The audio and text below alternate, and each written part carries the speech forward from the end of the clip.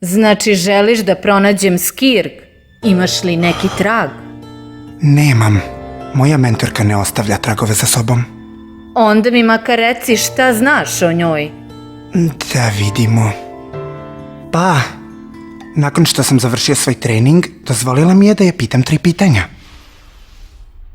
Prvo, i verovatno najbitnije pitanje, zbog čega si odlučila da me treniraš? Prosto zato što si probudio njega.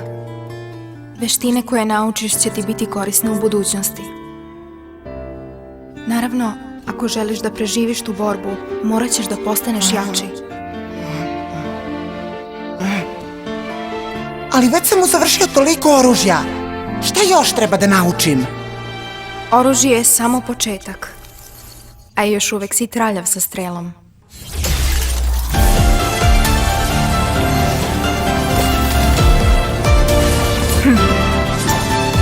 Kada zapravo usavršiš fizičko oružje, bit ćeš spreman za sledeći nivo.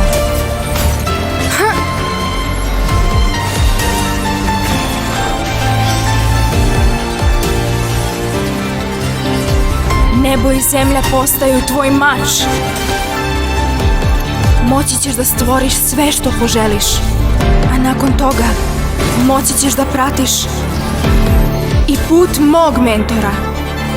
I pronaći ćeš moć čak i iznad toga.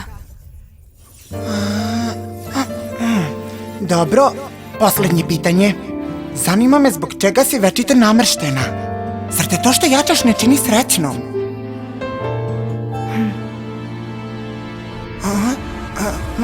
Mentorko?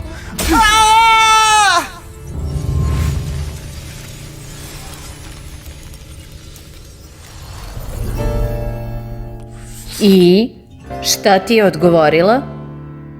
Pre mog odlaska rekla mi je samo još jednu stvar. Rekla je...